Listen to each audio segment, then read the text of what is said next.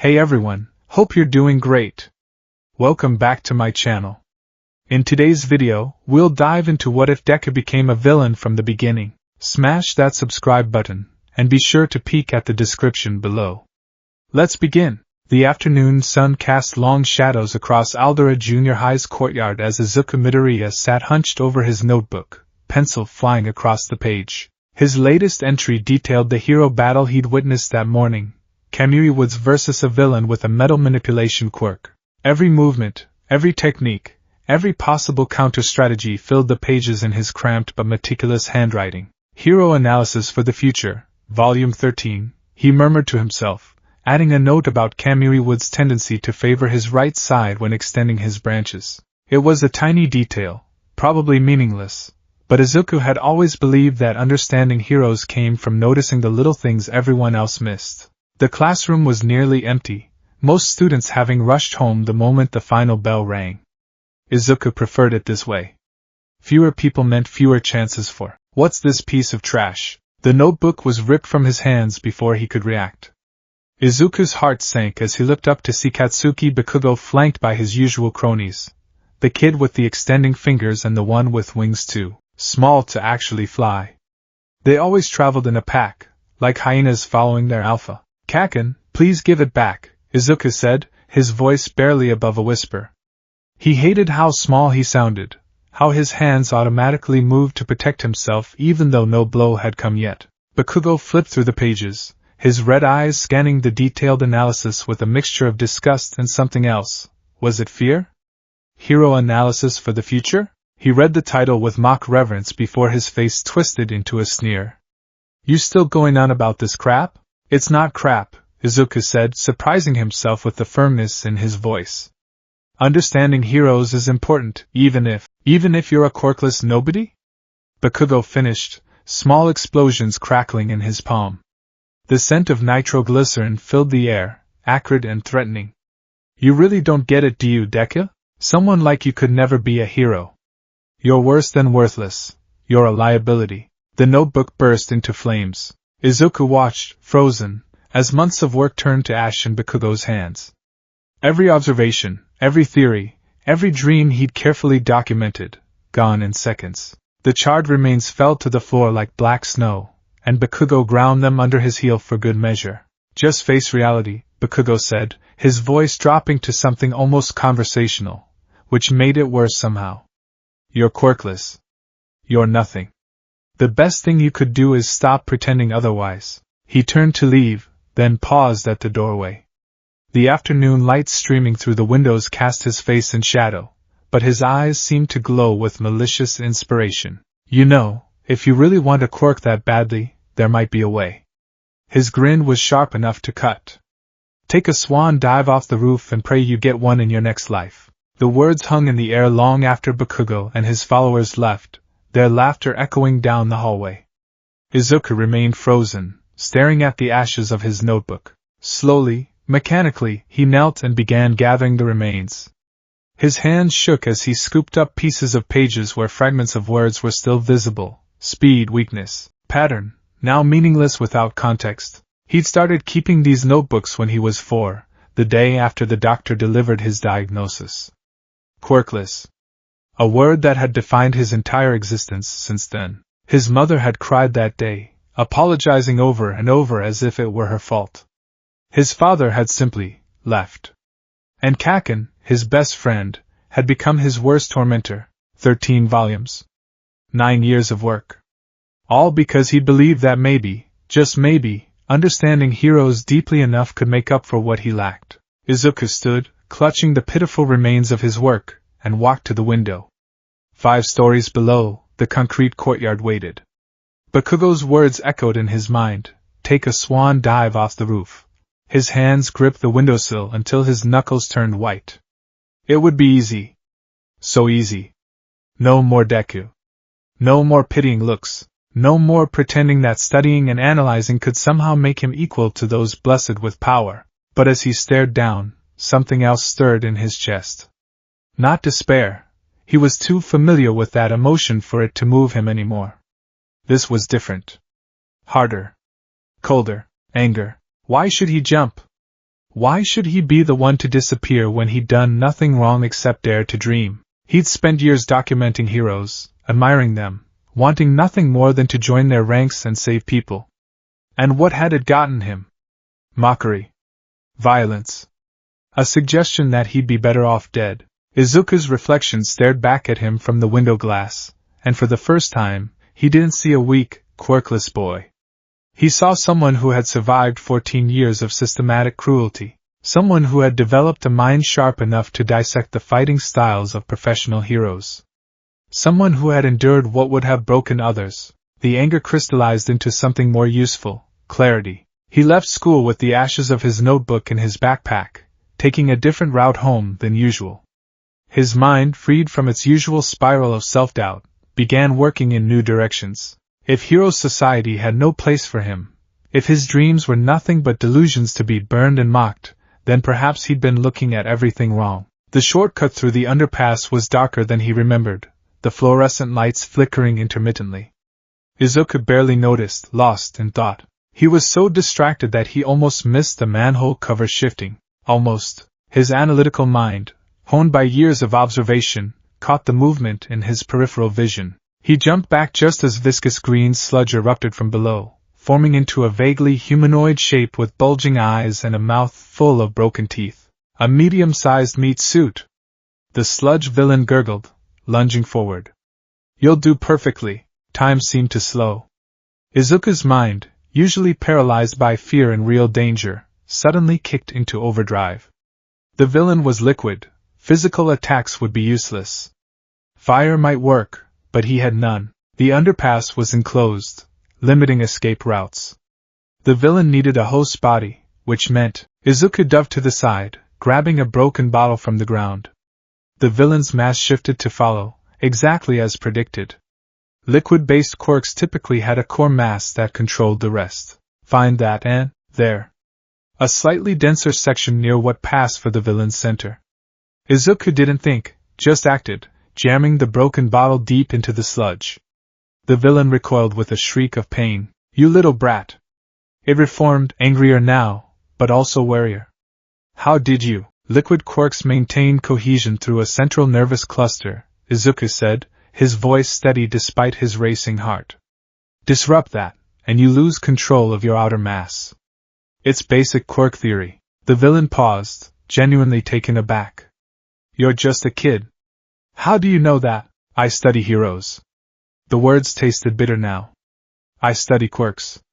I study everything because I have to. Because I'm quirkless." Something shifted in the villain's expression, what passed for an expression in a mass of sentient sludge. "Quirkless?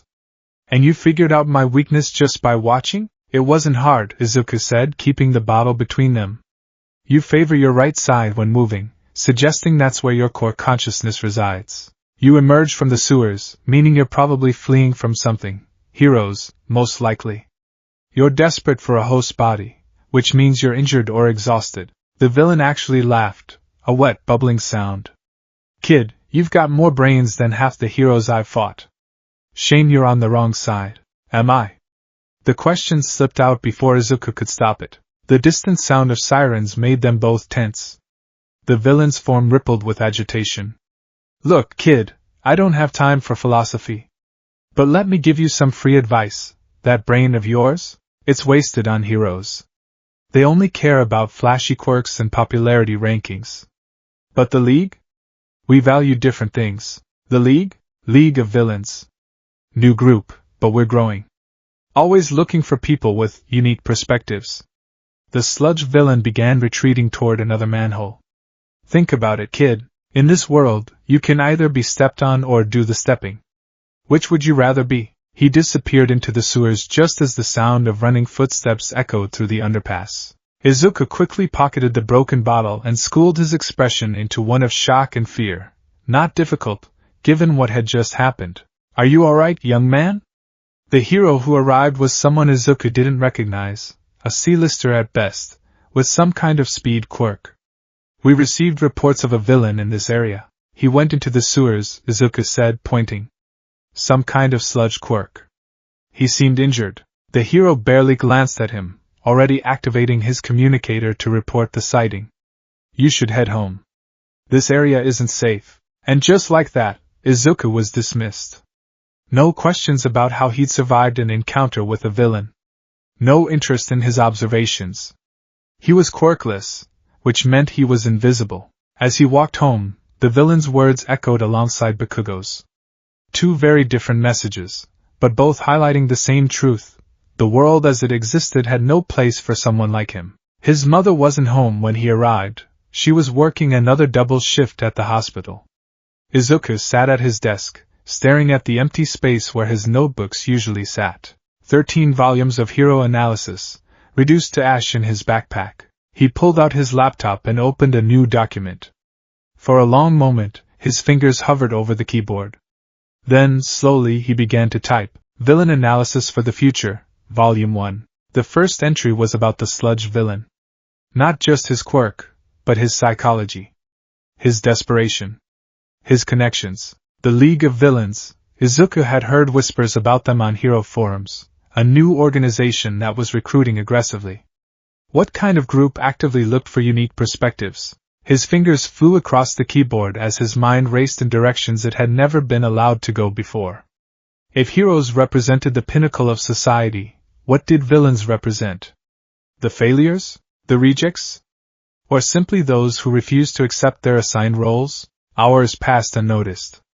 By the time his mother came home, exhausted and apologetic about dinner, Izuku had filled 20 pages with analysis. Not of heroes this time, but of the cracks in heroes' society, the places where people fell through. The systems that created desperation and resentment. Izuku, honey, are you all right? His mother's worried voice broke through his concentration. You look different. He saved his work and turned to face her, mustering a smile. I'm fine, Mom. Just thinking about the future. She relaxed slightly, though concern still creased her features. Did something happen at school? Kaken burned my notebook, he said, surprised by how calmly the words came out. Told me to kill myself if I wanted a quirk that badly. The color drained from her face. He what? Izuku, we need to tell someone. The school or, no. His voice was firm. The school knows how he treats me. They've always known. They just don't care because he's got a powerful quirk and a bright future. I'm quirkless, so I don't matter. That's not true, isn't it? He met her eyes, and something in his gaze made her step back. When was the last time anyone besides you treated me like I mattered, Mom? When was the last time anyone looked at me and saw potential instead of disappointment? She opened her mouth, then closed it, tears gathering in her eyes. Because they both knew the answer, never. I'm tired of pretending, Izuku continued, his voice gentle but implacable. I'm tired of chasing a dream that everyone tells me is impossible. I'm tired of being told I'd be better off dead, Izuku. She pulled him into a hug, and he led her, feeling her tears dampen his shoulder. I'm so sorry. I'm so sorry. It's not your fault, he said, meaning it. But I'm done being sorry for existing. I'm done apologizing for being quirkless. If this society has no place for me as I am, then maybe I need to find a different path. She pulled back, searching his face. What kind of path? He thought about the sludge villain's words, about the League of Villains, about a world that valued quirks over everything else. I don't know yet. But I'm going to figure it out. That night, Izuku lay in bed staring at the All Might poster on his ceiling. The hero's bright smile, which had once filled him with hope, now seemed to mock him. Anyone can be a hero, All Might always said, but that was a lie, wasn't it? Not anyone. Not the quirkless. He got up and carefully took the poster down, rolling it up and placing it in his closet. The blank ceiling felt more honest somehow. His phone buzzed with a message from an unknown number. Saw the news about the sludge villain incident. Impressive work for a quirkless kid. If you're interested in learning more about alternative career paths, visit the old warehouse on 42nd Street tomorrow at midnight. Come alone. Gee. Izuku stared at the message for a long time. He should delete it. Report it to the police. Any reasonable person would, but when had being reasonable ever gotten him anything but pain? He screenshotted the message and began researching. The warehouse on 42nd Street had been abandoned for years, but underground forums suggested it was a meeting spot for information brokers. G could be Jiren, a name that popped up occasionally in discussions about the villain underworld, someone who connected people with specific needs to people with specific skills. It was dangerous, potentially life-threatening. The smart thing would be to ignore it. But as Izuku sat in his room, surrounded by all-might merchandise that now felt like monuments to his own delusion, he realized something. He'd been doing the smart thing his whole life. Following the rules, enduring the abuse. Hoping that somehow, someday, his dedication would be rewarded. Where had that gotten him? Burn notebooks and suicide suggestions. He pulled out a fresh notebook, not for hero analysis this time. This one would be different. On the cover, he wrote, "Reality Check, a quirkless person's guide to survival." The first entry was simple: the world is not fair. Heroes are not coming to save you. If you want to survive, you have to save yourself. As midnight approached the next day, Izuku found himself standing outside the warehouse on 42nd Street. He told his mother he was sleeping over at a friend's house, a lie that came disturbingly easy. He wore dark clothes and a baseball cap pulled low, a can of pepper spray in one pocket and a knife in the other. Not much protection against villains with quirks, but better than nothing. The warehouse loomed before him, its broken windows like dead eyes. Every instinct screamed at him to turn back. This was the line between civilian and criminal, between victim and villain. Once he crossed it, there might be no going back. But then he thought about Bakugo's sneer, about the hero who dismissed him, about a society that had decided he was worthless before he'd even had a chance to try. He thought about the sludge villain's words, "You can either be stepped on or do the stepping." Izuku had been stepped on his entire life. Maybe it was time to try standing up. He entered the warehouse. The interior was exactly what he'd expected: abandoned machinery, rusted catwalks, shadows that could hide anything. But his analytical mind noted the subtle signs of use: footprints in the dust following specific paths, scratches on the floor suggesting regular movement of heavy objects, the faint smell of cigarette smoke. "You actually came." The voice emerged from the shadows, followed by a tall, thin man in a suit. His face was obscured by what looked like a leather mask, but his posture was relaxed, professional. "I'm Jiren. I broker information and connections in certain circles." "How did you know about the sludge villain?"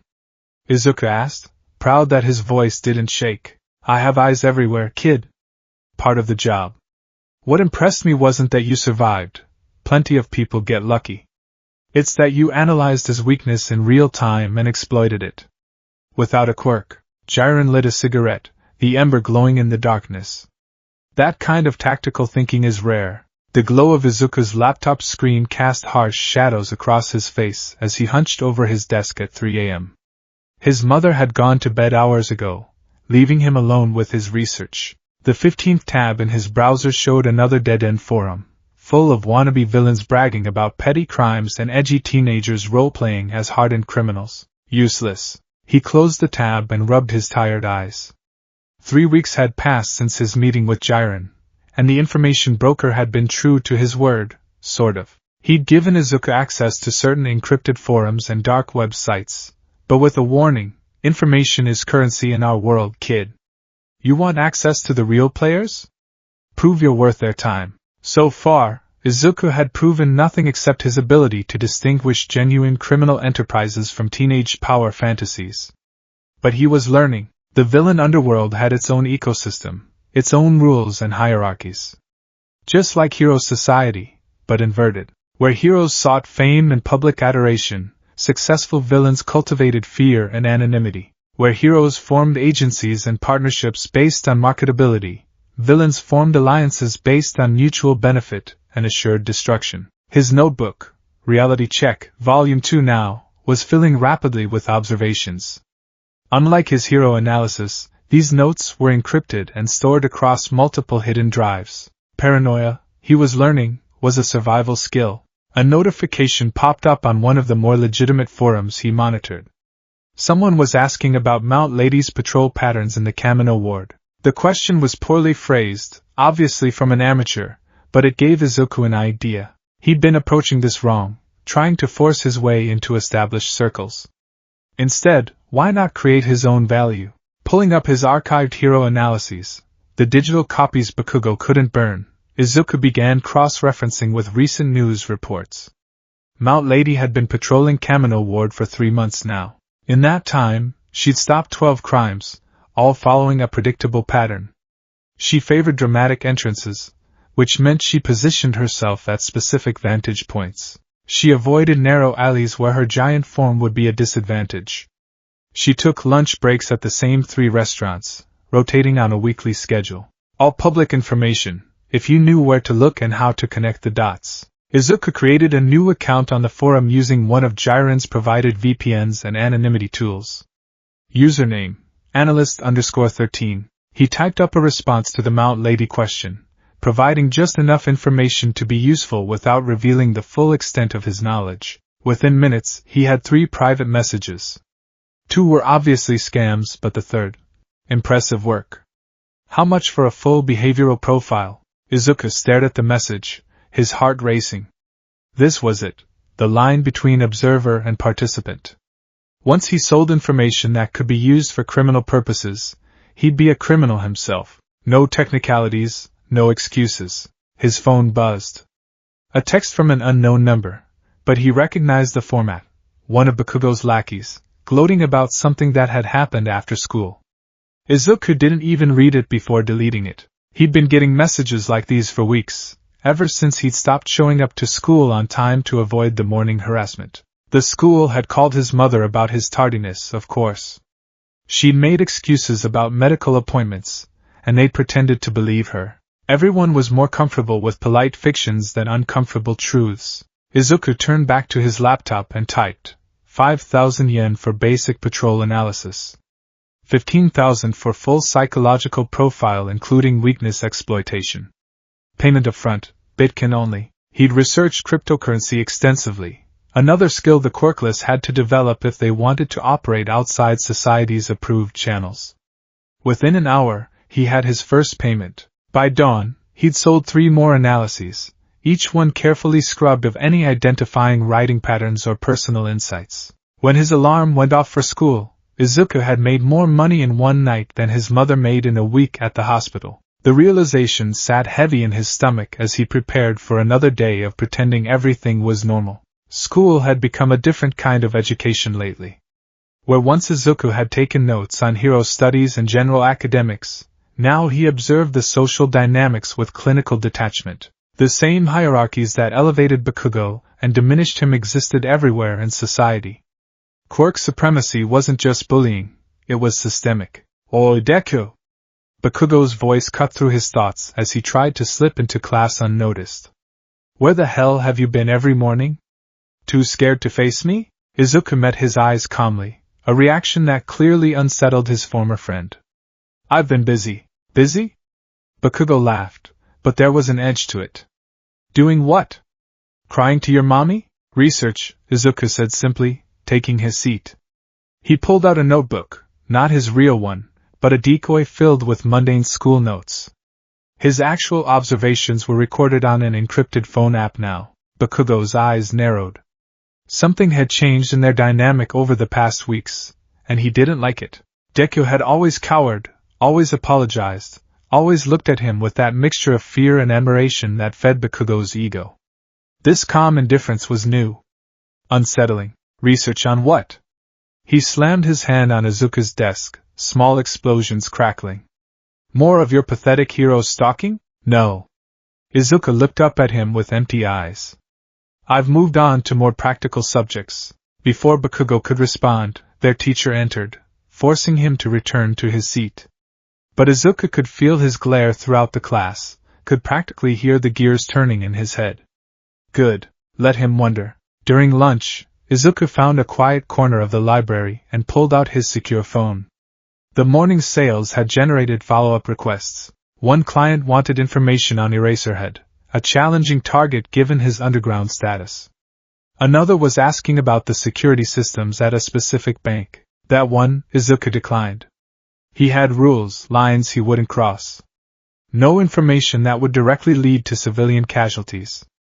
No targeting of genuinely heroic heroes who actually help people. No involvement with anything involving children. It was a morally gray stance, he knew.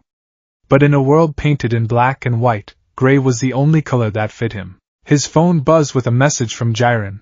Heard you've been making waves. Interested in a face-to-face? Real business this time. Izuku's fingers hesitated over the keyboard. The last meeting had been exploratory, testing the waters. This would be diving in completely. When and where? He typed back. Tonight. Usual place. And kid? Bring samples of your work. Physical copies. The client's old-fashioned client. Not Jiren himself, but someone else. Someone important enough that Jiren was playing middleman. The rest of the school day passed in a blur. Izuku went through the motions of normalcy while his mind raced with possibilities.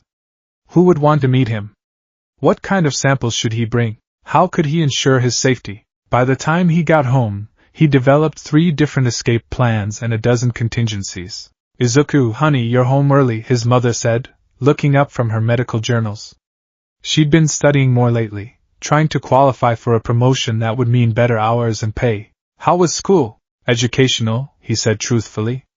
Mom, I might be out late tonight. Study group for the high school entrance exams. The lie came so easily now. He hated it, hated the necessity of it, but what was the alternative? Tell her that her quirkless son was selling information to villains because it was the only way anyone valued his skills? That's wonderful. Her face lit up. I'm so glad you're making friends. Just be careful coming home, okay? I'm always careful, he promised, kissing her cheek before heading to his room. The next few hours were spent preparing.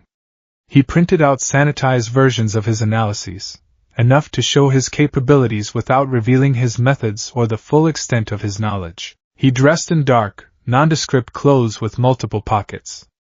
Pepper spray in one, knife in another, smoke bombs he'd learned to make from online tutorials in a third. He'd never had to use any of them yet, but preparation was survival. The warehouse district looked different at night.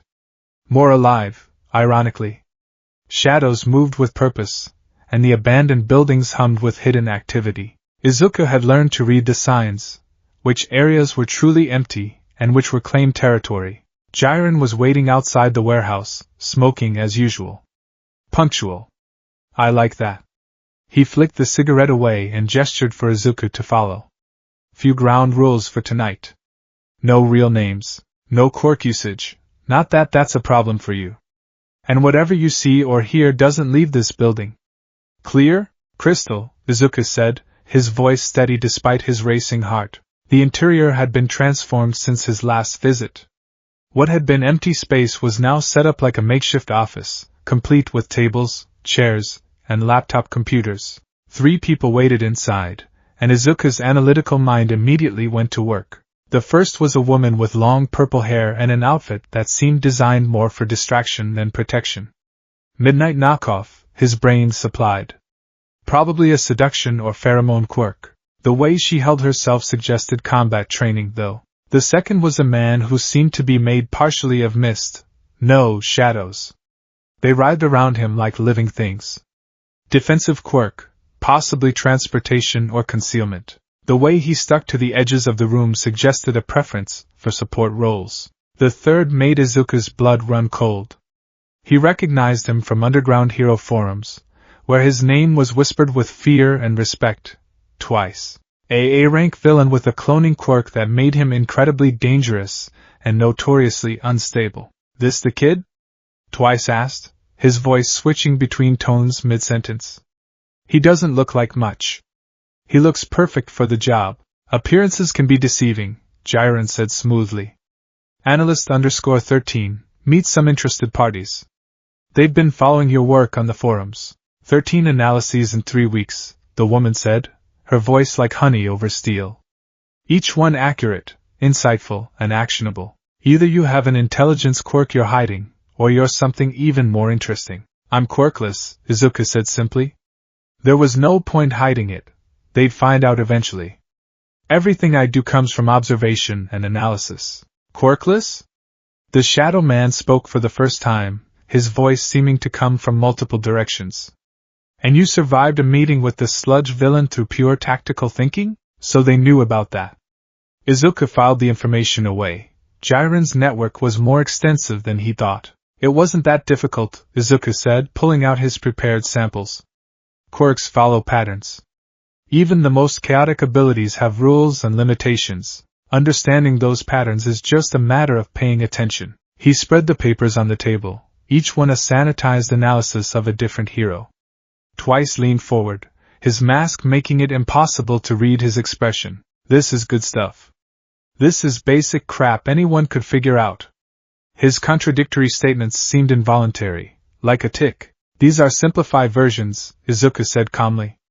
The full analyses include psychological profiles, predicted response patterns, and exploitation strategies. But I don't give those away for free. The woman laughed, a sound that sent shivers down Izuku's spine. Oh, I like him. So young, but already understanding his worth. Tell me, Analyst-kun, what do you think of Heroes Society? It was a test, obviously. But Izuku had spent weeks thinking about this very question. I think, he said slowly, that any society that determines a person's worth at age 4 based on a genetic lottery is fundamentally broken. Heroes claim to save everyone, but they only save those who fit their definition of worthy. The rest of us?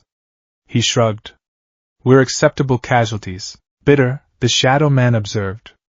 Personal experience? 14 years of it, Izuku confirmed. But bitterness without purpose is just self-destruction. I prefer to be productive. And what do you produce? Twice asked. Information. Chaos.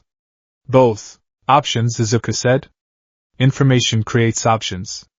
For too long, villains have relied on brute force and flashy quirks, just like heroes. But what if you could win before the fight even started? What if you knew exactly how a hero would react, where they'd be, what would make them hesitate? He pulled out one more paper, his masterpiece. An analysis of All Might himself, based on publicly available information. It was incomplete, full of gaps and speculation, but even so. Holy shit, the woman breathed. Is this theoretical? Izuku said quickly. Based on pattern analysis of his public appearances over the last 5 years. Notice how his active time has been decreasing? How he avoids certain types of physical engagement now. He's hiding something. An injury, most likely. Something that limits his transformation time. The room went silent. Even Jiren looked impressed. You figured this out just from watching? The Shadow Man asked. I've been watching heroes my whole life, Izuku said. When you can't be one, you learn to see them clearly. They're human. They have limits, weaknesses, patterns. Even the symbol of peace. This is revolutionary. This is going to get us all killed. Twice exclaimed. Which is why I'm very selective about my clients, Izuku said, gathering his papers. I'm not interested in causing chaos or getting people killed. I'm interested in leveling the playing field. And making money, the woman added with a smirk. Everyone needs to eat, Izuku agreed. But money is just a tool. What I really want is recognition that quirks aren't everything. That intelligence and planning can triumph over raw power. Ambitious, Jiren commented. But ambition without backing is just dreams. What if I told you there were others who shared your vision? People working to reshape society's power structures? I'd say I'm listening, Izuku said carefully. The League of Villains, the Shadow Man said. We're new, but we're growing. Our leader has a vision of a world where true strength is recognized, not just flashy quirks and popularity contests. Izuku had heard whispers about the League. They were more ideology-driven than most villain groups, which made them either visionaries or fanatics. Possibly both. What would you want from me? He asked. Information, primarily, the woman said. But also strategic planning. Most villains are reactive. They commit crimes and then deal with whatever heroes show up. We want to be proactive. Choose our battles. Stack the deck in our favor. Your analyses could save lives, Twice added. End lives. Both. I have conditions, Izuku said. I work remotely. No direct involvement in operations. No targeting of civilians. And I retain the right to refuse any job that crosses my ethical lines. Ethical lines? The shadow man sounded amused. You're selling information to villains, boy. To people labeled as villains, Izuku corrected. Just like I was labeled as worthless. Labels are just society's way of sorting people into convenient boxes. I prefer to judge actions and intentions. Philosophy from a 14-year-old, the woman mused. How refreshing. Very well, Analyst Kuin. We'll start with a trial period. Jiren will coordinate payment and communication. Prove your worth, and we'll discuss a more permanent arrangement, including meeting our leader, the Shadow Man added. He's very interested in unique perspectives. The meeting concluded with encrypted contact information exchanged and advance payment that made Izuku's previous earnings look like pocket change. As he prepared to leave, Twice approached him. Kid, let me give you some advice. Don't trust anyone. His voice switched. But you can trust us completely. Which is it? Izuku asked, genuinely curious about the man's contradictory nature. Both. Neither. I don't know. Twice clutched his head. Just be careful. This world eats the weak. But maybe you're not as weak as you look. Outside, Jiren walked Izuku to the edge of the warehouse district. You handled that well, he said, lighting another cigarette. Most kids your age would have been pissing themselves meeting Twice. Fear is just another data point, Izuku said. Besides, he's more unstable than malicious. His quirk probably causes some kind of personality fragmentation. Fascinating, really? Jiren laughed. You really do analyze everything, don't you? It's all I have, Izuku said simply. Not anymore, Jiren corrected. Now you have connections. Use them wisely. The journey home was uneventful, but Izuku's mind raced with possibilities. The League of Villains. It sounded like something from a comic book. The early morning light filtered through Izuku's bedroom window as he reviewed his latest analysis.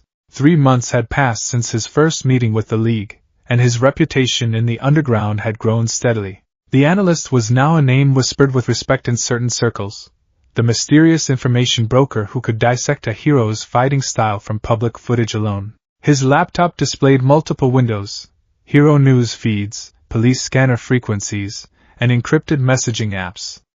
A new tablet, purchased with his earnings, showed blueprints of support items he'd designed. Nothing requiring a quirk, just practical tools, smoke bombs with various chemical compositions, flash bangs modified for maximum disorientation, and tactical gear optimized for stealth and survival. A notification pinged, another successful transaction. His analyses weren't cheap anymore. Quality information commanded premium prices. The money went into multiple cryptocurrency wallets, carefully laundered through chains of transactions that would make it impossible to trace. His phone buzzed with a message from his mother. Working late again tonight, honey. There's curry in the fridge. Love you, Gilb nodded at him. She worked so hard, and here he was making more in a week than she made in a month, money he couldn't share without raising suspicions. But he was protecting her too. The less she knew, the safer she was. Another notification, this one from a more secure channel. The League wanted an analysis of UA High School's security systems. It was his biggest job yet, requiring weeks of careful observation and data collection. The school's defenses were impressive, but like all systems, they had patterns.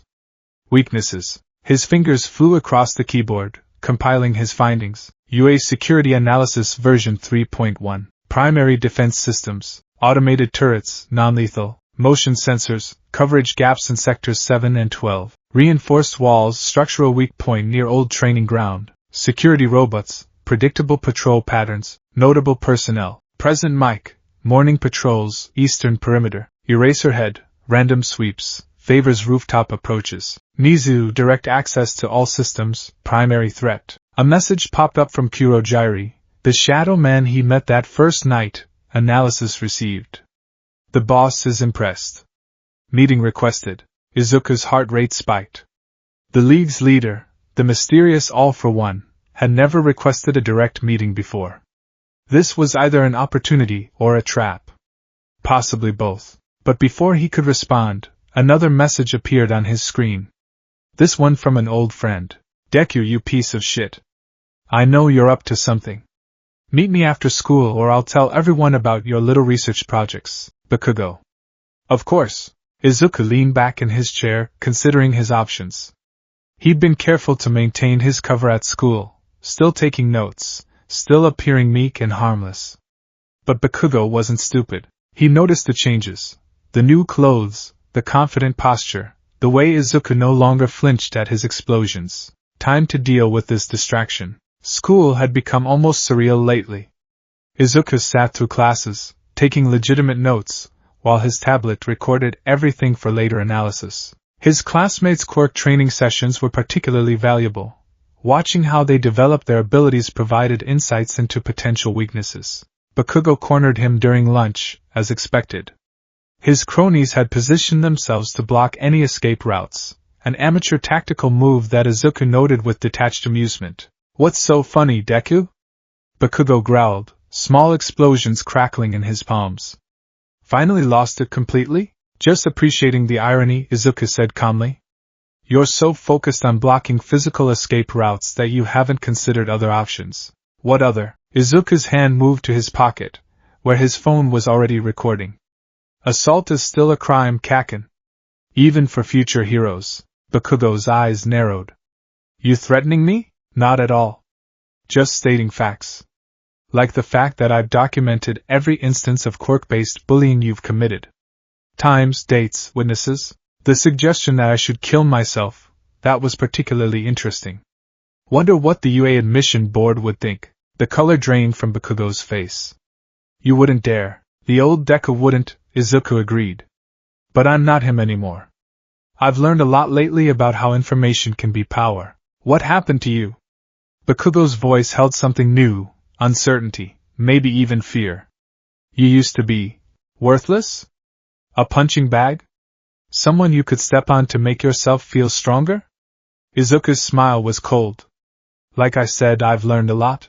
Now, do you actually have evidence of anything illegal, or are you just trying to reassert dominance through empty threats? Bakugo's hands clenched, sparks flying. For a moment, Izuku thought he might attack anyway. But then his shoulders slumped slightly, a tell that only someone who'd studied him for years would notice. This isn't over, he muttered, turning away. It never is, Izuku said softly. But the rules have changed. The rest of the school day passed without incident, but Izuku could feel Bakugo's eyes on him. Analyzing. Finally understanding what it felt like to be the one under observation. After school, Izuku headed to his newest meeting spot, an abandoned support item development lab on the outskirts of the city. The owner had gone bankrupt after losing his license, but the equipment still worked. Perfect for someone developing quirkless combat tools. Jiren was waiting inside, examining one of Izuku's smoke bomb prototypes. Impressive work. The chemical composition is particularly clever. Standard tear gas would be too obvious, Izuku explained, setting down his bag. This version causes temporary sensory overload without leaving traces. Useful against heroes with enhanced senses, like our mutual furry friend at UA? Jiren's smile was knowing. The boss was very interested in your analysis of their security. It's incomplete, Izuku admitted. There are variables I couldn't account for. All Might's presence alone changes the defensive calculations significantly. But you've thought about how to deal with him too, haven't you? Izuku pulled out his tablet, bringing up a specific file. His power has been decreasing for years. Public appearances are shorter, more carefully staged. He's injured, probably seriously, but hiding it to maintain the symbol of peace image. And if someone were to exploit that weakness? Theoretically? Izuku's fingers danced across the screen. A coordinated attack during his off hours, when he's likely conserving energy. Multiple simultaneous incidents to divide hero response. Civilian presence to force him to hold back. But that's not what the League is planning, is it? Izuku looked up. The UA analysis, the focus on All Might's schedule, you're planning something big. Something public. Jiren lit a cigarette, considering. You're too smart for your own good, kid. That's why you hired me. True enough. He blew out a stream of smoke. The boss wants to meet you tomorrow night. Usual place. Bring everything you have on UA and All Might. Everything has a price, Izuku reminded him. The boss is prepared to be generous. Very generous. Jiren's smile widened. How does a custom support item workshop sound? All the latest equipment, no questions asked? Izuku's heart raced at the possibility. His current setup was functional but limited. A real workshop, with proper tools and materials. I'll be there, he said. That night, as he worked on his latest project, a neural disruption device designed to temporarily disable quirk activation, Izuku's phone buzzed again. A message from an unknown number, but the encryption pattern was familiar. Heard you had a chat with the explosive brat. Need him dealt with? Twice.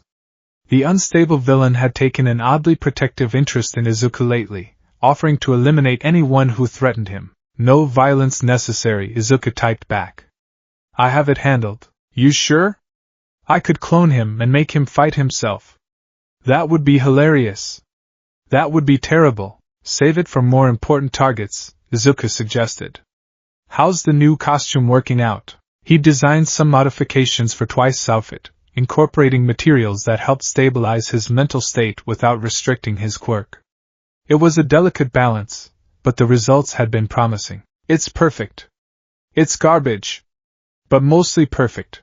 Izuku smiled despite himself. Twice's contradictions had become almost endearing over time.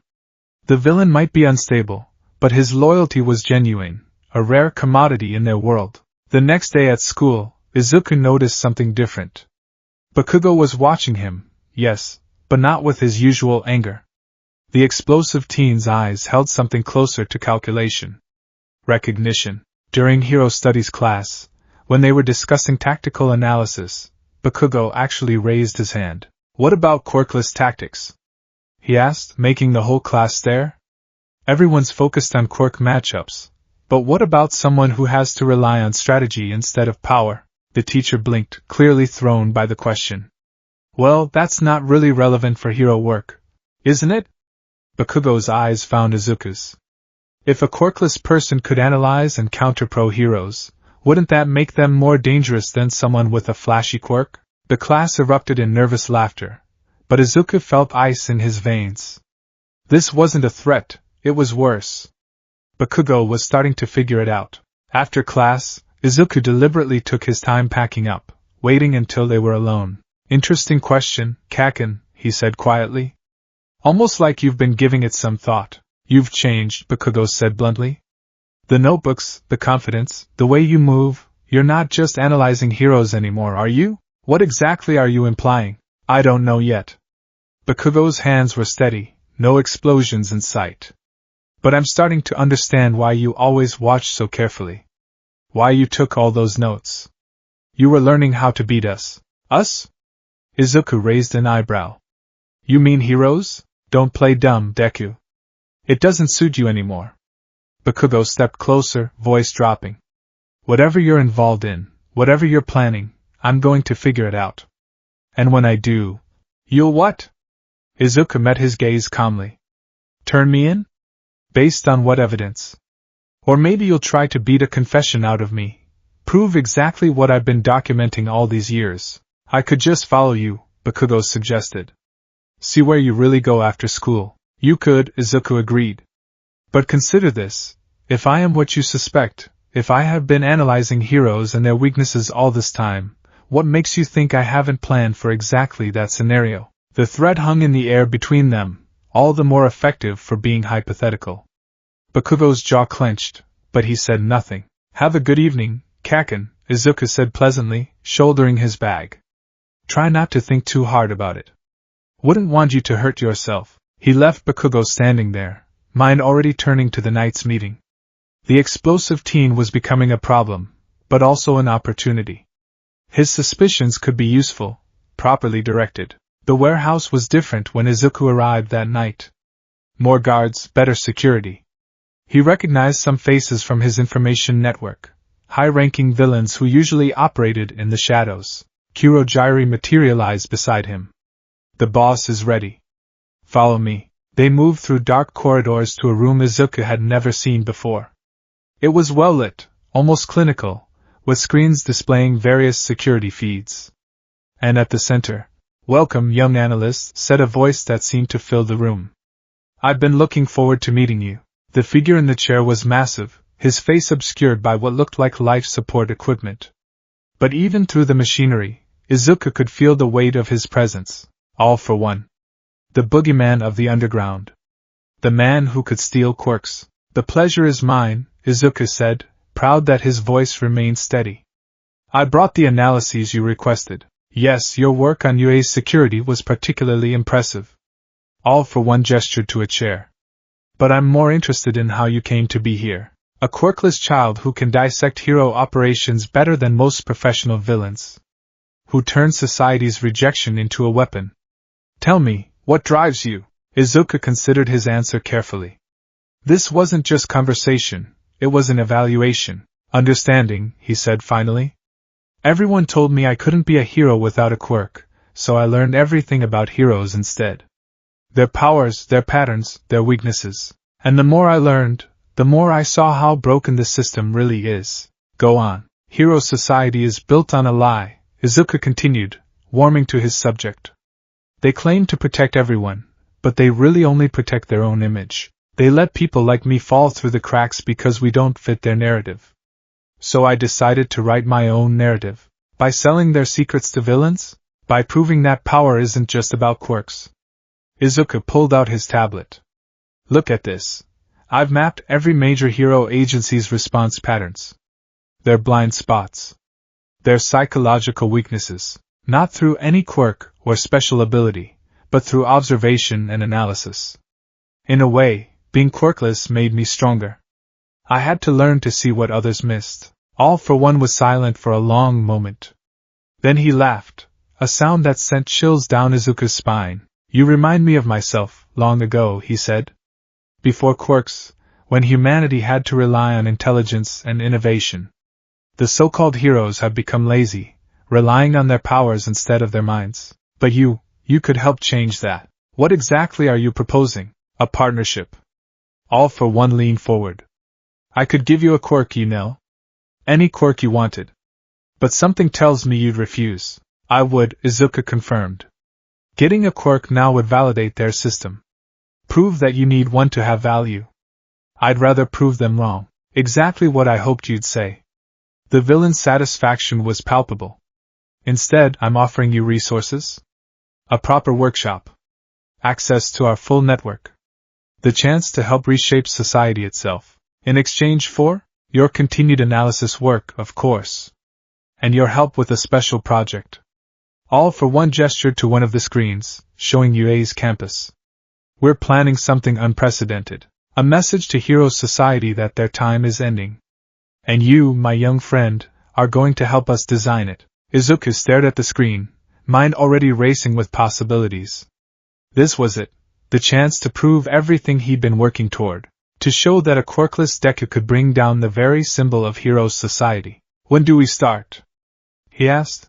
All for one's smile was visible even through his mask. We already have. Tell me, what do you know about the UA Sports Festival? As Izuku began outlining potential strategies, part of his mind wondered what Bakugo would think if he could see him now. The useless Deku, planning operations with the most dangerous villain in Japan. But that Deku was gone, replaced by the analyst. And the analyst had work to do. The meeting lasted hours, with Izuku presenting various scenarios and all for one asking increasingly specific questions. By the end, they had the beginnings of a plan that would shake Hero Society to its core. As Kurojairi prepared to transport him home, all for one had one final question. Tell me, young analyst, what do you think makes a true villain?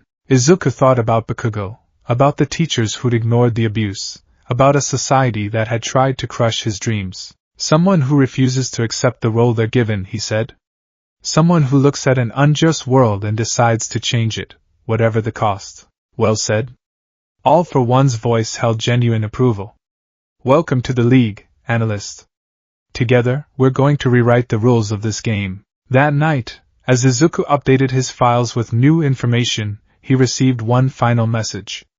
From Bakugo, of all people. Whatever you're planning, whatever you've become, I'm going to stop you. That's a promise, Deku. Izuku smiled as he typed his response. You can try, Kaken. But you never were very good at analysis. The game was changing, and he held all the cards. Let them come. The analyst was ready. The basement workshop hummed with activity, as Izuku made final adjustments to his latest creation. The neural disruptor was almost ready, a device that could temporarily scramble the connection between quirk activation and conscious control. No permanent damage, but enough to level the playing field. Fascinating, Kurogiri observed from his position near the door. And this works without any quirk-based components? Pure technology, Izuku confirmed, soldering another connection. Based on research into how quirk factors interact with neural pathways, most people assume you need a quirk to affect other quirks, but it's really just specialized bioelectrical interference. The workshop, all for one's promised gift, was everything Izuku had dreamed of and more.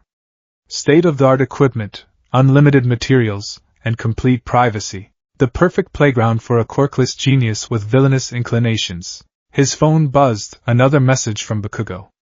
He'd been getting more frequent lately, ranging from threats to awkward attempts at understanding. Today's was different. Saw something interesting on the hero forums. Quirkless support gear specialist causing trouble. Sound familiar? Izuku smiled. Let him suspect. The evidence was all circumstantial, and Bakugo's own history made him an unreliable witness. Besides, the analyst's reputation had grown beyond simple school bullying now. The boss wants to see you, Kurogiri said, interrupting his thoughts. Something about a special recruitment. Izuku's hand stilled. Who are we recruiting? You'll see. Bring your gear. The portal opened, swirling black mist that had become almost familiar over the past few weeks. Izuku gathered his equipment, the neural disruptor, smoke bombs, and his newest tactical suit. The costume was a masterpiece of practical design, reinforced fabric that could stop most small arms fire, built-in communications gear, and various hidden compartments for his tools. They emerged in a different warehouse than usual. This one was cleaner, better maintained. And waiting inside, young analyst, all for one's voice filled the space. I believe you know our guest. Izuku's blood froze.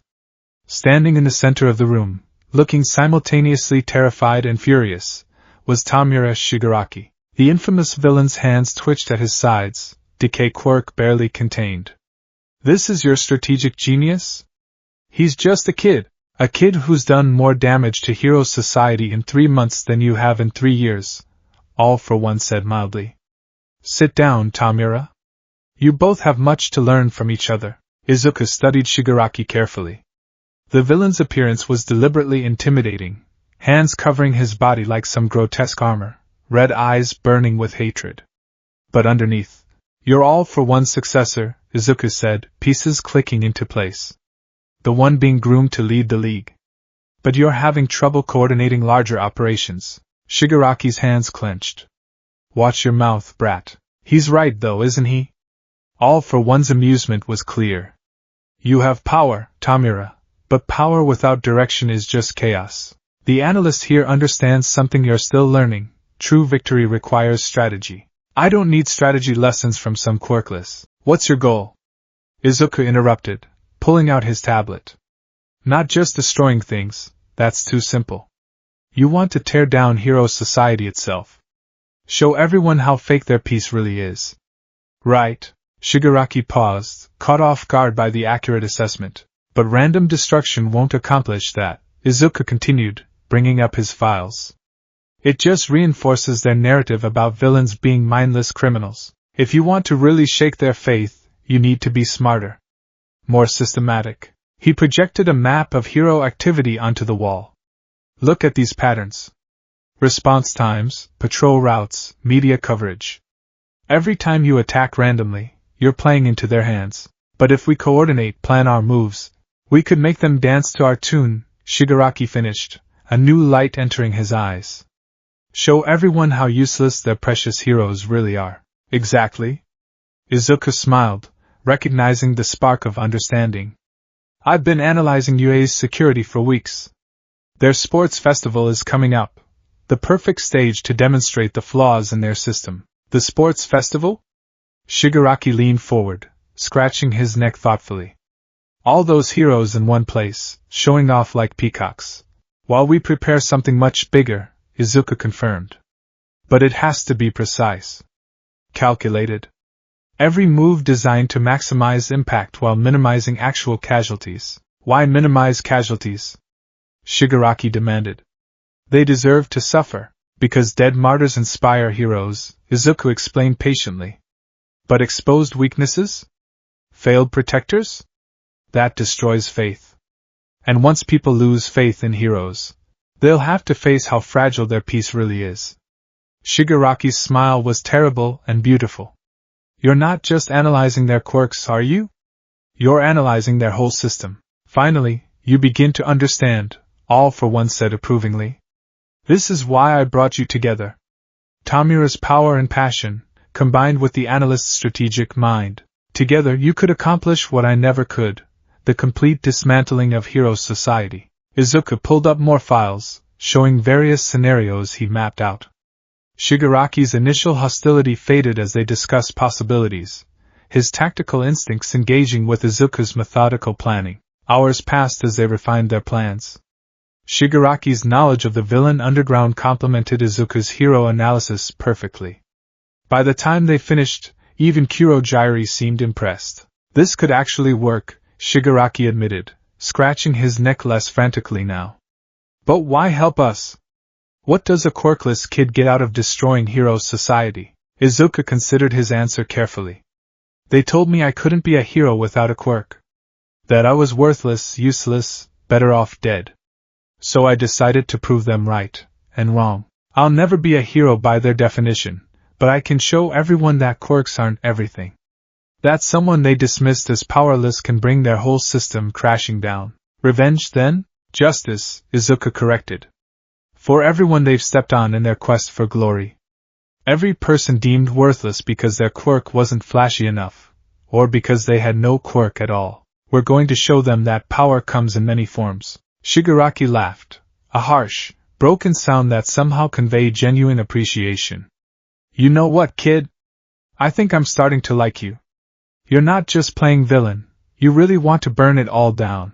Not burn, Izuku said, bringing up his analysis of All Might. Dismantle.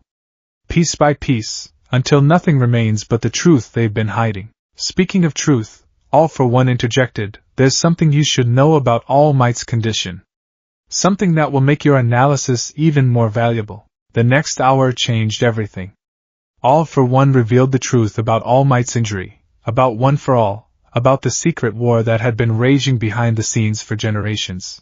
Each piece of information slotted perfectly into Izuku's existing analysis, filling gaps he hadn't even known existed. This changes the calculation significantly, he said, updating his files.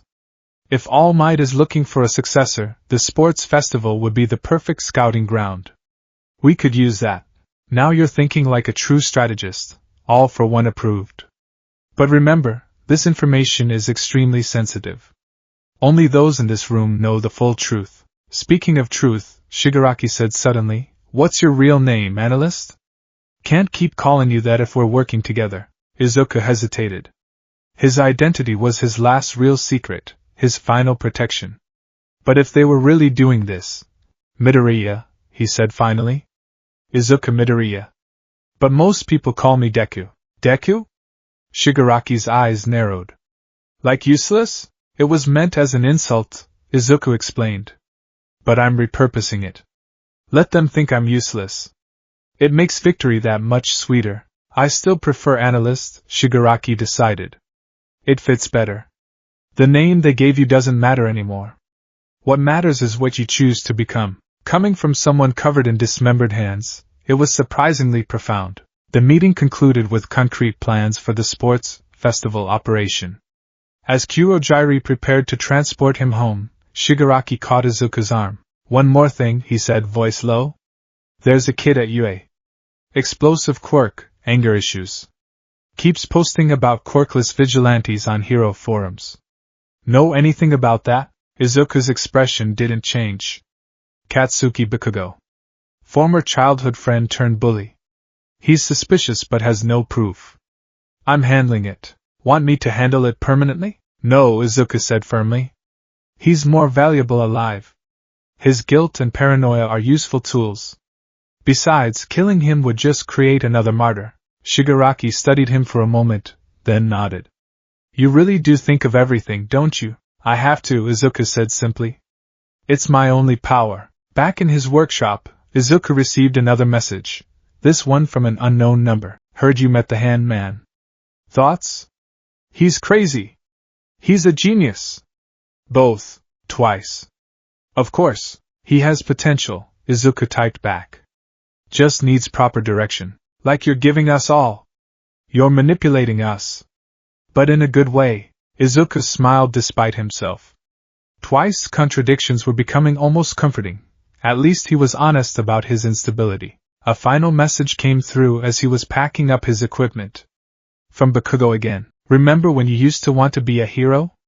What happened to that kid? Izuku stared at the message for a long moment before responding. He grew up. He learned that sometimes the best way to change a broken system is to break it completely. Sleep well, Kaken. Changes are coming. The next few weeks were a blur of preparation.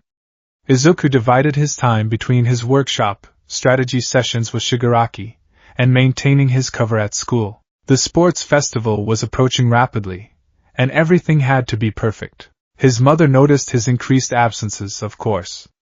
But he'd prepared for that, showing her forged documents about a special academic program for gifted students. She was so happy to see him applying himself that she didn't question too deeply. The guilt ate at him sometimes, late at night when he couldn't sleep. But then he'd remember all the times she'd cried because she couldn't give him a quirk, all the years of watching her work herself to exhaustion in a system that undervalued her, and his resolve would harden. He was doing this for her too, in a way. For everyone who'd been forced to apologize for existing. The final piece fell into place 3 days before the sports festival. Izuku was in his workshop, making last-minute adjustments to his equipment, when Kurojiri appeared. The boss wants you to see something, the Miss Villain said, opening a portal. They emerged in what looked like a medical facility. All for One was there, along with several figures Izuku recognized from his research, high-ranking villains with specific useful quirks. Young analyst, All for One greeted him. How would you like to test your neural disruptor on a real pro hero? Izuku's eyes widened as he saw the figure strapped to the examination table. Eraserhead, one of UA's most dangerous teachers. The underground hero was conscious but restrained, his capture weapon confiscated and his eyes covered. When did you? This morning, All for One said proudly. A little gift to test your theories. After all, what better way to prepare for the sports festival than by practicing on one of UA's own? Izuku approached the table, neural disruptor in hand. This was it, the moment of truth. Either his technology worked or, do it, Shigaraki's voice came from the shadows. Show us what a quirkless brain can really do. Eraserhead tensed as Izuku placed the device against his neck. One button press would prove everything he'd been working toward. I'm sorry, Izuku said softly, meaning it. But sometimes the best lessons hurt. He pressed the button. The hero's body convulsed as neural patterns were disrupted. His quirk activation centers scrambled by precisely calibrated electrical pulses. When it was over, Eraserhead lay still, conscious but unable to access his erasure quirk. Perfect, All for One breathed. Absolutely perfect. You've done it, my boy. You've proven that technology can overcome even the most sophisticated quirks. How long will it last?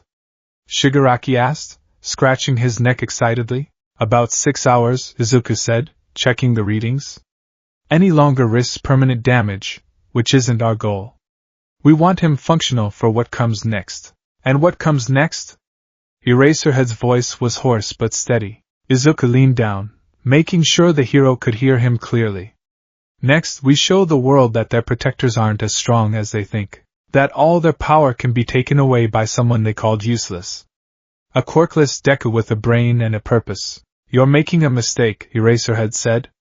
Whatever they've promised you, whatever you think you're proving. I'm not proving anything, Izuku interrupted. I'm demonstrating facts. Fact 1. Quirks can be neutralized by simple technology. Fact 2. UA's security has multiple exploitable weaknesses. Fact 3. The entire hero system is built on a foundation of lies and discrimination. He stepped back, addressing the room at large. The sports festival is just the beginning. Once we show everyone how easily their symbols can fall, how vulnerable their children really are. That's when the real change begins. The death of hero society, Shigaraki added gleefully. No, Izuku corrected. It's evolution. Into something more honest, more equal, and more controlled, all for one added approvingly. Well done, analyst. You've exceeded all my expectations. As they left Eraserhead to the tender mercies of their medical team, Izuku felt something settle in his chest. A certainty that had been building for months. This was who he was now. Not useless Deku, not a failed hero wannabe, but the analyst. The quirkless villain who could bring down gods with nothing but his mind and his determination. Let them call him Deku.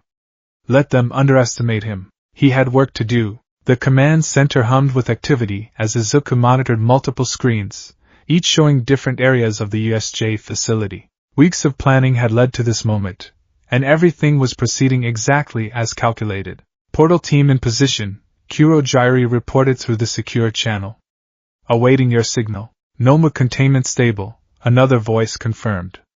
Vitals optimal. Izuku's fingers flew across his keyboards, coordinating movements with precision born of endless simulation. The neural disruptor technology had been distributed to key operatives, each positioned according to his master plan. Remember, he broadcast to all channels, this is not about destruction. This is about exposure. Follow the assigned protocols exactly. His main screen showed UA's students boarding their bus, completely unaware of what awaited them. Among them was Bakugo, his explosive quirk registered as a primary threat in Izuku's analysis. Shigaraki, he called through a private channel, are you clear on the targeting priorities? Crystal clear, analyst. The villain's voice held barely contained excitement. Though I still think we should just kill them all. Deaths create martyrs, Izuku reminded him. We want to create doubt. Show them that their precious UA can't even protect its own students. The plan was elegant in its simplicity. Divide and isolate the students. Demonstrate the limitations of their quirks. Record everything for later distribution. And most importantly, draw out All Might in his weakened state. Bus approaching checkpoint Alpha, Kurogyri reported. Commencing in 3, 2, 1. Izuku watched as black mist engulfed the facility's entrance. Right on schedule, 13 and Aizawa led their students straight into the trap. Warp gates activating, he announced. Commence separation protocols. The students scattered across the facility, exactly as planned. Izuku's screens tracked each group, his analysis software cataloging their reactions and quirk usage patterns. Bakugo and Kirishima in the collapse zone, an operator reported. Engaging with prepared countermeasures. Izuku zoomed in on that feed with particular interest. He designed special tactics for Bakugo, incorporating years of personal observation with recent combat data. Maintain distance, he instructed. Let him waste energy on big explosions. His precision dropped significantly after 3 minutes of continuous quirk usage. The villains followed his directions perfectly, staying just out of effective range while forcing Bakugo to expend more and more power. It was like watching a chess game where he'd calculated every possible move. Eraserhead engaging ground forces, another operator called out. Neural disruptors ready. Wait for my signal, Izuku commanded. Let him think he's winning first. Through multiple cameras, he watched his former teacher's underground hero training kick in. Aizawa moved with practiced efficiency, taking down villain after villain, but each defeated opponent provided crucial data, and each engagement drew him closer to the prepared trap. Now, Izuku ordered when Aizawa reached the optimal position, multiple neural disruptors activated simultaneously, catching the hero in a web of bioelectric interference. Aizawa's quirk stuttered and failed, just as it had in their earlier test. Target neutralized, the ground team confirmed. Proceeding with containment, Izuku allowed himself a small smile. Months of research and development, all to counter one hero's fighting style. But the implications were enormous. Proof that even the most skilled pros could be defeated by proper preparation. Shigaraki, you're up. Make it look good. The hand-covered villain stepped into view of the students, his theatrical presence drawing all attention. Right on cue, several students attempted to use their quirks to fight back. Neural field activated, Izuku reported, watching their powers fail. Commence Phase 2. What followed was carefully orchestrated chaos. The villains herded students into prepared zones, each designed to counter specific quirk types. Todoroki's ice met heat-resistant barriers. Yayorozu's creation found herself surrounded by quirk-dampening fields. Each carefully planned encounter demonstrated one crucial fact: UA's finest were helpless against properly prepared opponents. All Might approaching, Kurojiri announced suddenly. Earlier than predicted, Izuku's hands flew across his controls, adjusting timetables. Fall back to contingency pattern Delta. Noma team, prepare for engagement. The symbol of peace burst through the roof right on cue, his signature smile in place. But Izuku's cameras caught what the public never saw: the slight tremor in his muscles, the way his breathing hitched. He's already used up time today, Izuku realized. Shigaraki, adjust targeting. Focus on. Young Bakugo has broken containment, an operator interrupted. He's figured out the explosion pattern. Izuku's attention snapped to that feed. Sure enough, Bakugo had adapted his strategy, using smaller, more precise explosions instead of his usual big blasts. Clever, Izuku muttered. He's learning. Reroute Team 3 to Deku. The voice cut through all other communications. Somehow, Bakugo had gotten hold of a villain's radio. I know you're out there, his former friend continued. I recognize these patterns. The way everything's coordinated, the specific counters to our quirks. This has you written all over it. Izuku's fingers hesitated over his keyboard. This wasn't part of the plan. You're right, he said finally, switching to a private channel. I did design these countermeasures. Impressed? Impressed? Bakugo's laugh was harsh. You're trying to kill us, you damn nerd. If I wanted you dead, you would be, Izuku corrected. This is education, Kaken. Showing everyone that their precious quirks aren't everything. That someone quirkless can bring down the mighty UA. Is that what this is about? Revenge for all the shit I gave you? Don't flatter yourself. Izuku's voice was cold. You're just one symptom of a diseased system. A system that values flashy powers over intelligence. That crushes anyone who doesn't fit their narrow definition of strength. And this is your answer? Joining villains? The Deku I knew. The Deku you knew died the day you told him to kill himself, Izuku interrupted. I'm the analyst now. And I'm about to show everyone just how fragile their hero society really is. He cut the connection and addressed all channels. Commence final phase. Release the Noma. The artificial human emerged from its containment, a perfect counter to All Might's powers. Shock absorption, super regeneration, strength enhancement, all specifically designed to wear down the already weakened symbol of peace. Sir, one of his operators said hesitantly, Bakugo and several others are converging on the central plaza. They've adapted to our countermeasures. Of course they have, Izuku said, pride mixing with irritation. They're hero students. Adaptation is what they're trained for. But they're about to learn that some problems can't be solved with pure power. He activated his master control sequence. Throughout the facility, secondary neural disruptors powered up, creating overlapping fields of quirk interference. It wasn't perfect. The technology still had limitations, but it would be enough to demonstrate their vulnerability. All teams, fall back to exit positions, he ordered. Shigaraki, engage All Might as planned. Kurojiri, prepare emergency extraction protocols. The next few minutes were chaos, but controlled chaos. All Might fought the Noma while students struggled against failing powers. Cameras captured everything. Every moment of hesitation, every flash of fear, every instance of supposedly invincible heroes being pushed to their limits. Sir, another operator called out, Bakugo's team has almost reached your position. They've figured out how to work around the neural fields. Izuku checked the approaching signatures. Bakugo, Todoroki, Yayorozu, and Ida, some of the most tactical minds in their class. Of course they'd be the ones to break through. Right on schedule, he murmured. Begin facility evacuation. Transfer command protocols to mobile unit. You're letting them find you? I'm letting them think they're finding me, Izuku corrected, gathering his essential equipment. Everything that's happened here today, every move and countermove, has been part of the plan. Including this. He could hear them now, fighting their way through the last line of defense. His screens showed Bakugo in the lead, his explosions smaller but more precise than ever. Sir, All Might has defeated the Nomu. Shigaraki is calling for extraction. Perfect. Izuku smiled. Send the footage to our media contacts. All teams, commence final withdrawal. Operation successful. The door burst open just as he finished transferring the last files. Bakugo stood there, hands sparking, with his improvised team behind him. Found you, you damn nerd, he growled. Izuku turned slowly in his chair, letting them see him clearly for the first time.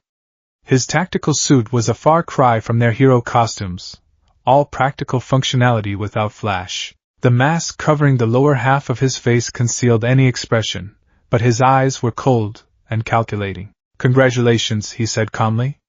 You've adapted well. Better than I predicted, actually.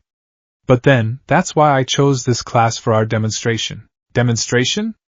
Todoroki's voice was sharp. You attacked our school. No, Izuku corrected. We exposed your vulnerabilities. Showed everyone that UA's vaunted security can be breached, that their students can be rendered powerless, that even All Might can be pushed to his limits. And now, he pressed the final button on his console. Throughout the facility, screens came to life, broadcasting the carefully edited footage of their operation. Now the whole world will see just how fragile their peace really is. Deku, Bakugo took a step forward.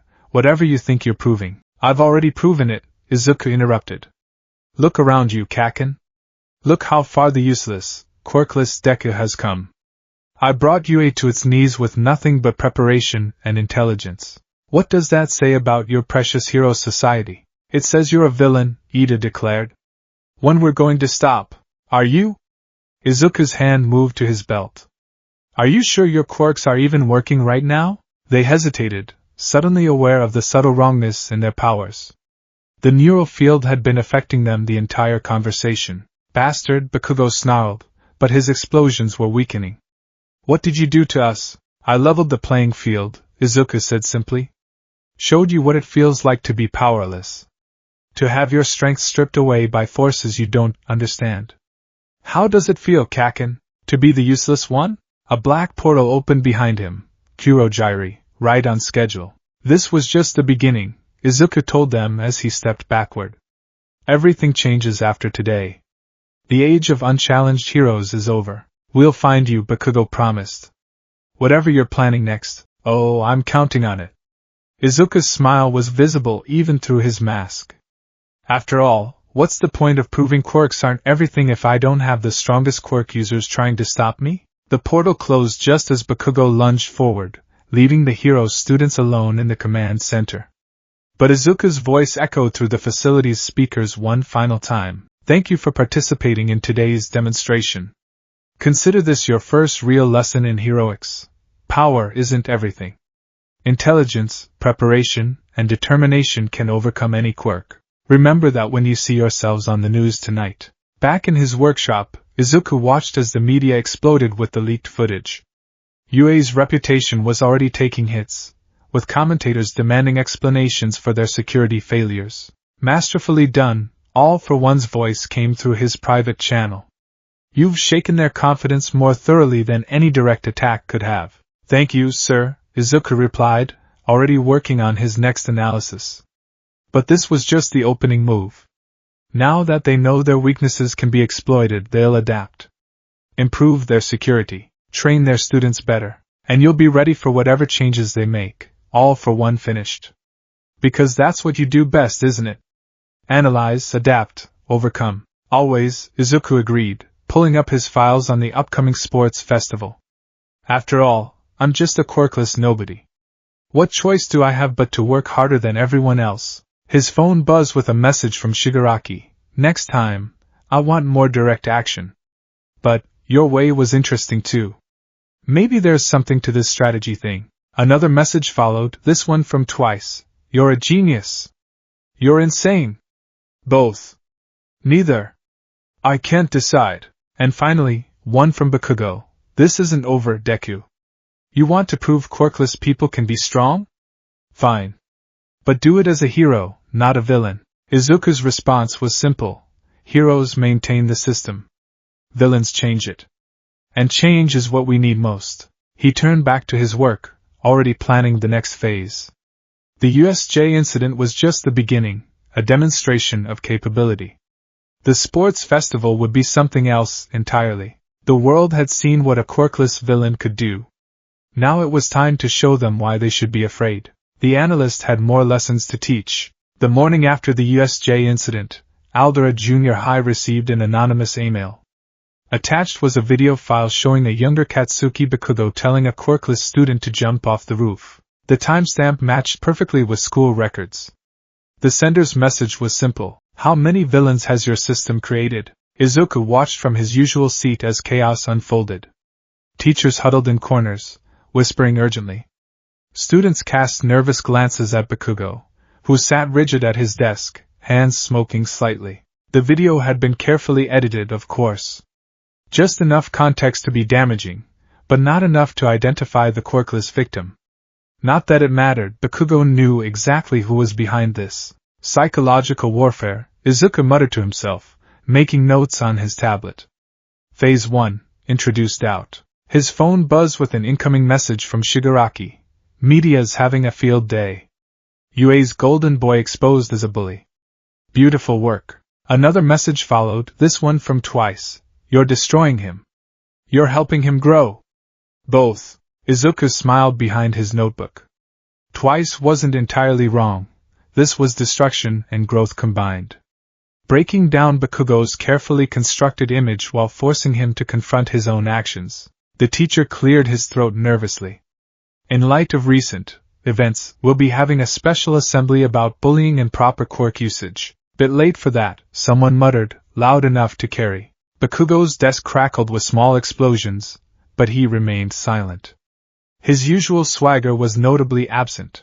Phase 1, successful. After school, Izuku made his way to his workshop through a series of calculated routes and false trails. He noticed Bakugo trying to follow him lately, but today's psychological blow should keep him distracted. The workshop had evolved since the USJ incident. New equipment lined the walls, including a sophisticated communications array that let him coordinate with League members across the city. Multiple screens displayed news feeds, hero movements, and social media trends. Impressive setup, a voice said from the shadows. Izuku didn't turn. Hello, Stain? I was wondering when you'd show up. The hero killer emerged from his hiding spot, blade gleaming. You know why I'm here. To evaluate me, Izuku said calmly, pulling up his files. To see if I'm just another fake trying to destroy what I couldn't have, or if I truly understand what's wrong with hero society. Perceptive. Stain moved closer, but Izuku noted he kept his blade lowered. The League speaks highly of you. The quirkless strategist who brought UA to its knees. But I need to know, what drives you? Izuku considered his answer carefully. Stain was a potential ally, but a dangerous one. His ideology of purging false heroes aligned with their goals, but his methods were often counterproductive. What drives me? Izuku brought up footage from the USJ incident. Look at these so-called heroes.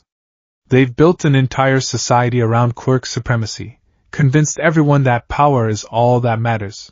They create villains through their own arrogance and discrimination, then act surprised when those villains strike back. He switched screens to show his latest project. But I'm not interested in random violence or personal revenge. I want systematic change. To prove that true strength comes from more than just quirks. Through villain work? Stain's voice held challenge. Through whatever means necessary, Izuku corrected. The system labels anyone who opposes it as a villain. So fine, I'll be the villain who shows them their own hypocrisy. The quirkless nobody who brings down their mightiest heroes through intelligence alone. Stain was silent for a long moment, studying him. Then, surprisingly, he laughed. You remind me of myself, he said, sheathing his blade. Before I found my purpose. But you're going about it smarter. More strategic. I have to be, Izuku said simply. I don't have the luxury of a powerful quirk to fall back on. No, you have something better. Stain moved to examine the screens. You have clarity. You see the rot in their system, and instead of just cutting it out, you're exposing it, making them face their own corruption. He gestured to the news feeds showing fallout from the USJ incident. This is more damaging than any number of dead fake heroes. You're making them question everything they believe. That's the goal, Izuku agreed, pulling up his plans for the sports festival. Want to help? The next few hours were spent in detailed discussion. Stain's experience with hero psychology proved invaluable in refining certain aspects of the plan. By the time he left, they had a working alliance. Izuku's phone buzzed again, another message from Bakugo. I know it was you. The video, the assembly, all of it. What's your game, Deku? Game? Izuku typed back. I'm just helping everyone see the truth, Kaken. The truth you taught me years ago. In this society, power is everything. So I found my own kind of power. He switched to his secure channel to address the League. Phase 2 beginning. Commence Operation Doubt. Across the city, carefully placed League members began their assigned tasks. Small things, barely noticeable individually, but calculated to create maximum psychological impact. A support item shop received anonymous tips about how their products could be modified for villain use. A hero agency found their patrol routes posted online with detailed vulnerability analyses. A court counselor's office discovered their confidential files had been accessed. But the real target was Bakugo. It started small. His usual route to school was mysteriously blocked, forcing him to take detours past locations where he'd bullied others. His favorite training ground was found covered in printed copies of his worst moments. His hero forum accounts received messages from supposed victims of his past actions. Each incident was designed to chip away at his confidence, to make him question every interaction.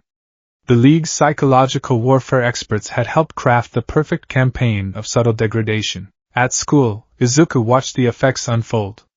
Bakugo's explosive outbursts became less frequent but more intense. His hands shook slightly when writing. Dark circles appeared under his eyes. Fascinating, Izuku murmured, recording his observations. Classic signs of paranoid stress response. Subject's natural aggression turning inward. You're really doing a number on him, Shigaraki commented through their secure channel. Almost makes me jealous. Almost. It's not just about him, Izuku explained, switching cameras to show similar effects on other hero students. Every breakdown, every moment of doubt, spreads through their whole system. They're starting to realize that their perfect hero society isn't so perfect after all. His network of informants reported similar patterns across the hero community. Pros were double-checking their security more frequently. Agencies were implementing stricter information controls. Support companies were reviewing their safety protocols. Fear was spreading, just as calculated, but the masterstroke came 3 weeks before the sports festival. Every hero school in Japan received the same message. Your students aren't safe. Your security isn't enough. Your system creates its own destroyers. How many more analysts are you creating right now? The message included proof of multiple security breaches. Nothing damaging, just enough to prove it could be done. The hero community went into overdrive, implementing new protective measures and psychological screenings. Exactly as planned, they're dancing to your tune, all for one observed during their weekly strategy session. Every security upgrade, every new procedure, just proves your point about their vulnerability, and drains their resources, Izuku added, showing his calculations. They're so focused on preventing another USJ incident that they're missing the bigger picture. The sports festival. Exactly. Izuku brought up his master plan. They'll be watching for direct attacks, for villain infiltration, for anything obvious.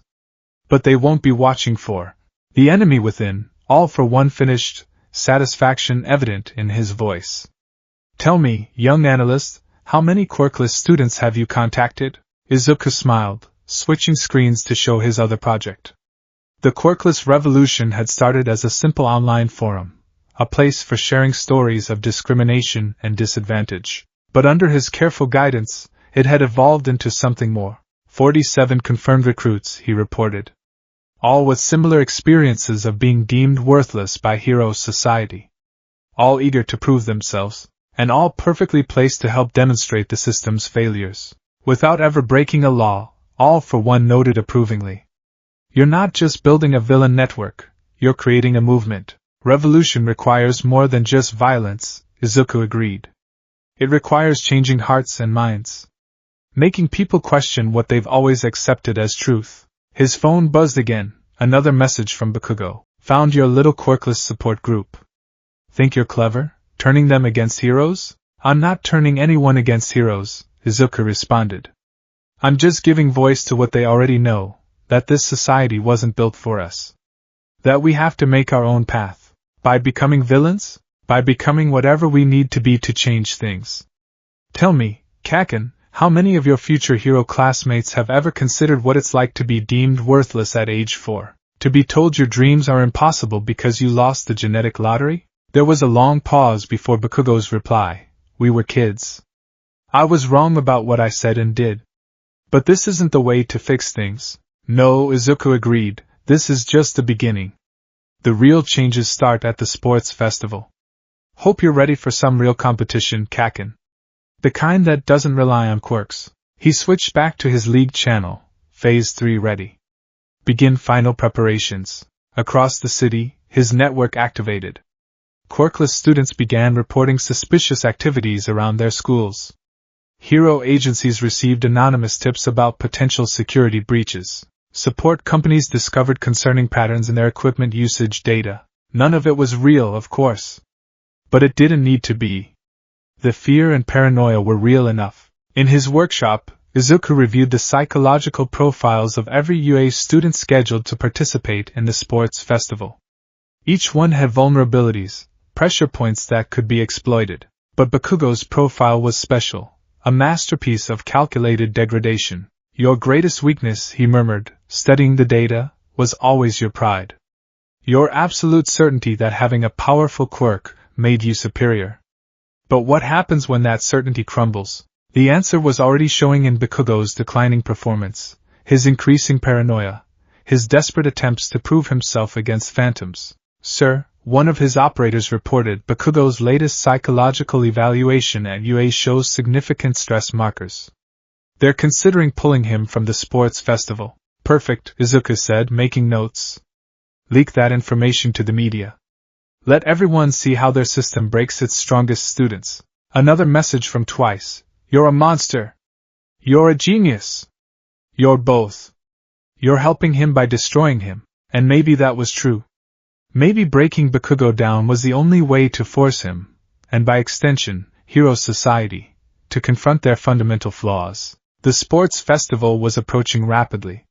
UA had tripled its security, implemented new screening procedures, and placed additional psychological counselors on staff. None of it would matter, because the real threat wasn't coming from outside. It was already there, in the hearts and minds of every student who'd ever been told they weren't good enough. Every person who'd been judged worthless because of their quirk, or lack thereof. The revolution was already winning, one doubt at a time. In his workshop, Izuku made final adjustments to his plans. The sports festival would be his masterpiece, a demonstration that would shake Hero Society to its core. And Bakugo, his former tormentor turned unwitting catalyst, would help make it happen, all according to plan. The analyst had more lessons to teach, and the whole world would be watching. Let them come. Let them bring their security and their quirks and their unshakable faith in the system. He would show them all that true power comes in many forms, and none of them required a quirk. The UA Sports Festival Stadium hummed with anticipation. Thousands of spectators filled the stands, cameras broadcasted to millions worldwide, and security measures had been heightened to unprecedented levels. From his hidden command center beneath the stadium, Izuku watched it all through dozens of carefully placed cameras. His network of quirkless operatives was in position, each one carrying specialized equipment he'd designed. Not for attack, that would be too obvious. No, today was about something far more devastating. All teams report ready, Kurogyri confirmed through their secure channel. The League is standing by. Good. Izuku's fingers flew across his keyboards, coordinating final preparations. Remember, no direct interference unless absolutely necessary.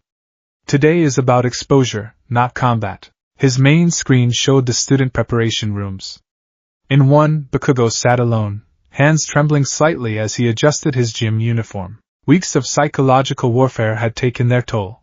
The once proud student was now a bundle of paranoid nerves. Sir, one of his operators reported Bakugo's latest psychological evaluation just came in. They almost pulled him from the festival, but he insisted on competing. Of course he did, Izuku murmured. His pride wouldn't let him back down. Especially not now. The festival's first event was about to begin. Izuku had analyzed every possible scenario, prepared countermeasures for any quirk combination. But the real plan was far more subtle. Begin operation, truth, he commanded. Execute Phase 1. Throughout the stadium, his quirkless operatives activated their devices. Nothing dramatic, just small disruptions in the power grid, tiny glitches in the security systems, brief interruptions in communications, enough to create an undercurrent of unease. Midoriya, Stain's voice came through a private channel. The media plants are in position. Ready to broadcast whatever truth you're planning to expose. Excellent.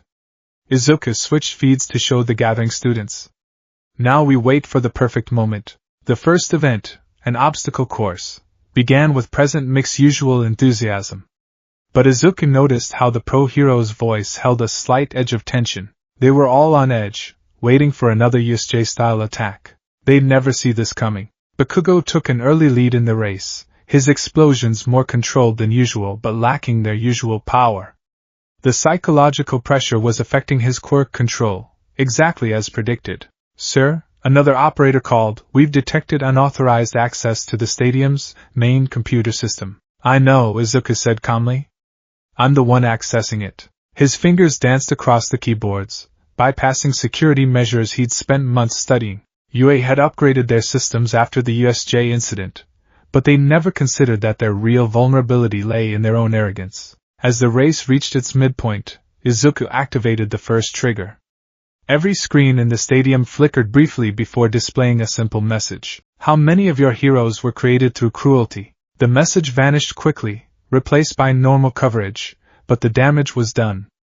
Murmurs spread through the crowd as security teams scrambled to trace the breach. Phase 2, Izuku commanded. Execute. His quirkless operatives began their real work, not attacking, but revealing.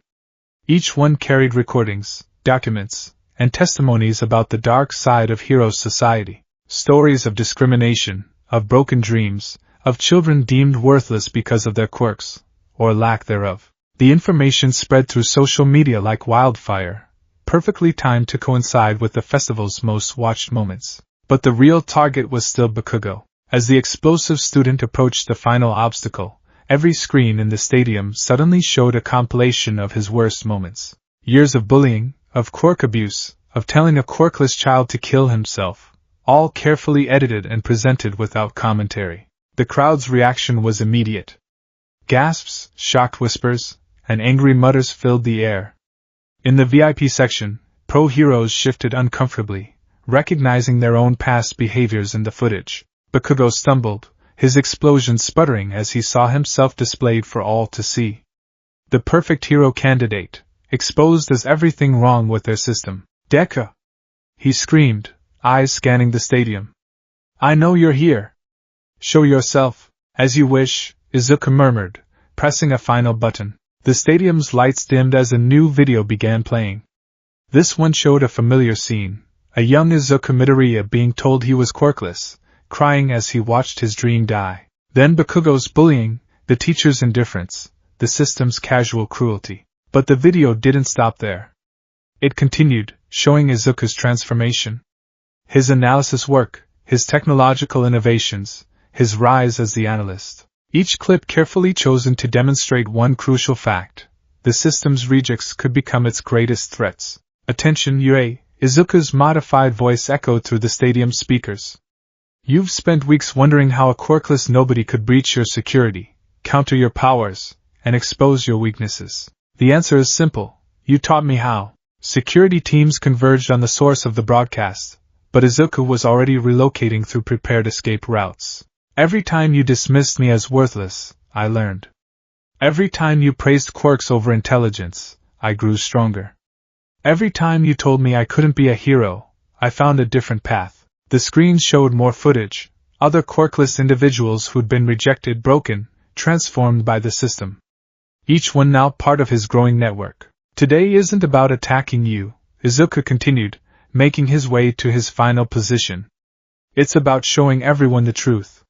Your system doesn't create heroes, it creates villains. through discrimination, through cruelty, through the worship of power over character. He emerged onto a hidden platform overlooking the stadium, his tactical suit a stark contrast to the hero costumes below. Kaken, he addressed Bakugo directly, you once told me to take a swan dive off the roof and pray for a quirk in my next life. Instead, I learned to fly through different means. Bakugo stood frozen in the arena, staring up at his former victim. Around him, other students and pros prepared to attack, but Izuku's next words stopped them cold. Before you try anything, he said calmly, remember that every person in this stadium is currently within range of my neural disruptors. One button press, and every quirk here fails. But that's not why I'm here. Then why? Bakugo demanded, his voice carrying in the sudden silence. To humiliate me? To prove you're better than us? No, Izuku said softly, removing his mask. To thank you? The crowd gasped as his face was revealed on the giant screens. Young, freckled, utterly ordinary. You taught me the truth about Heroes Society, he continued. That it's built on a foundation of lies and discrimination. That power is all that matters. So I found my own kind of power. He gestured, and more screens activated, showing his workshop, his innovations, his network of quirkless operatives. Look around you, he told the stunned audience. How many potential heroes have you rejected? How many brilliant minds have you crushed because they didn't fit your narrow definition of strength? I'm not here to destroy Heroes Society.